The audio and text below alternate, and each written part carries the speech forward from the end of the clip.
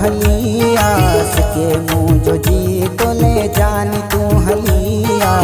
के मुझो जी तो ले जानी तू हलिया तो सा दिल लगिया यार तू हलिया के मुझो जी तो ले जानी तू हलिया के मुझो जी तो ले जानी तू हलिया। दोस्तों इन कलाम जो शायर आसिफ शाह आई फरमाश इन कलाम ला हकीम शाह वायारे खां गुलाम कादिर शाह अनवर शाह करीम बख्श शाह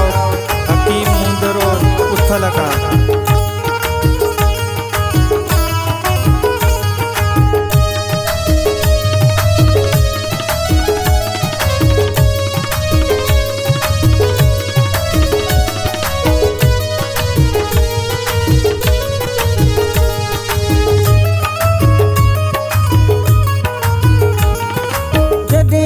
ॾिठो मूं तोखे सोना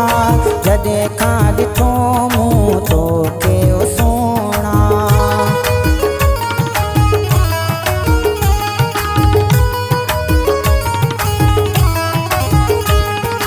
जॾहिं खां ॾिठो मूं तोखे सोना जॾहिं खां ॾिठो मूं तोखे सोना चारई पार ॾिसां तो नज़र में रुॻो तूं के मुझो जी तो ले जानी तू हलिया के मुझो जी तो ले जानी तू हलिया तो सा दिल लगिया यार तू हलिया के मुझो जी तो ले जानी तू हलिया के मुझो जी तो ले जानी तू हलिया।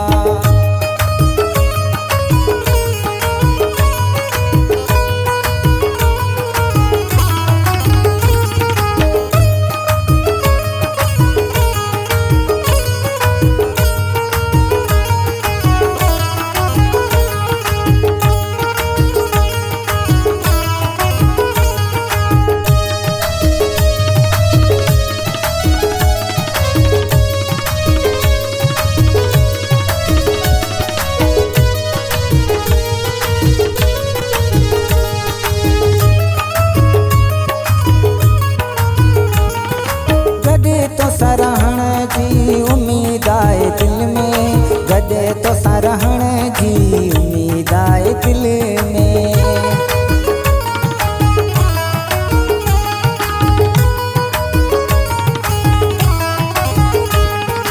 गॾे तो सरहण जी उम्मीद आए दिल में गॾे तो सरहण जी उम्मीद आए दिल में अल्लाह पंहिंजूं में तूं पुॼाए यार के मुझो जी तो ले जानी तू हलिया के मुझो जी तो ले जानी तू हलिया तो सा दिल लगिया यार तू हलिया के मुझो जी तो ले जानी तू हलिया के मुझो जी तो ले जानी तू हलिया।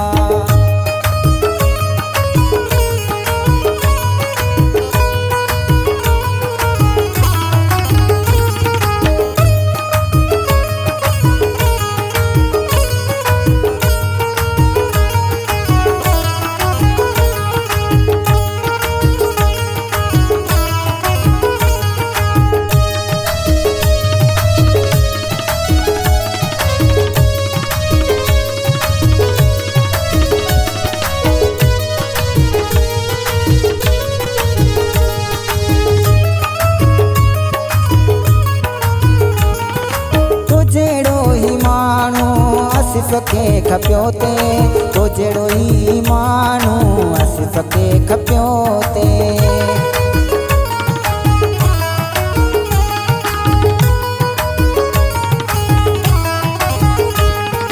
तो जहिड़ो ई माण्हू आसिफ के खपियो ते तो जहिड़ो ई माण्हू आसिफ के खपियो ते गॾे जीअण मरण जूं शौक़ जाइन वादा के मुझो जी तो ले जानी तू हलिया के मुझो जी तो ले जानी तू हलिया तो सा दिल लगिया यार तू हलिया